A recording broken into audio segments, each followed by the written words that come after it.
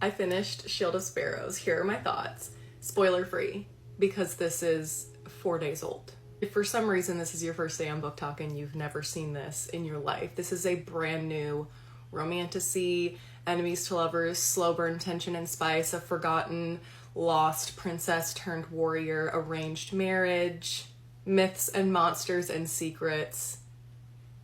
What's not to like? Overall, I really enjoyed this. I read it in like a day. It was a good time.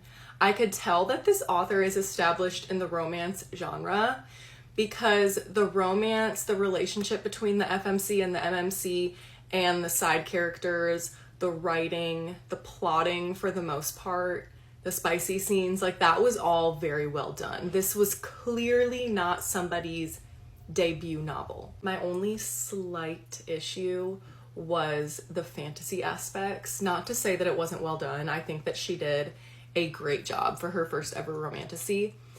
It just seemed a little bit random and chaotic at times, just because there were so many fantasy elements thrown in here and not all of them were tied together very well. We got a lot on the Lysa and the Crux / monsters. Love that. Love the myths and monsters. All of that was great.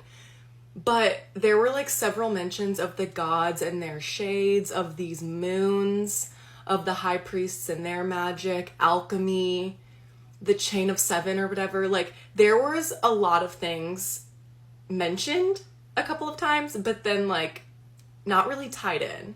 And I know that this is the first book in a series, so she has a lot of time to flesh all of that out. And I have faith that she will. But just as someone with a huge fantasy brain, it did bother me just a little bit that when I finished the book, I didn't like fully grasp the system. Like it might be a me problem, but my brain just needs to fully understand the gods that you're worshiping and why and where they came from, exactly what the magic system is. Like I need to know. The romance, incredible. The fantasy aspects, almost there, but I need things tied together just a little more.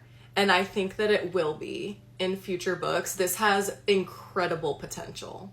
I didn't buy the book because it's on Kindle Unlimited and I was waiting to see if I liked it, but I will definitely be purchasing the physical version and tabbing it before the second book comes out, and that says something.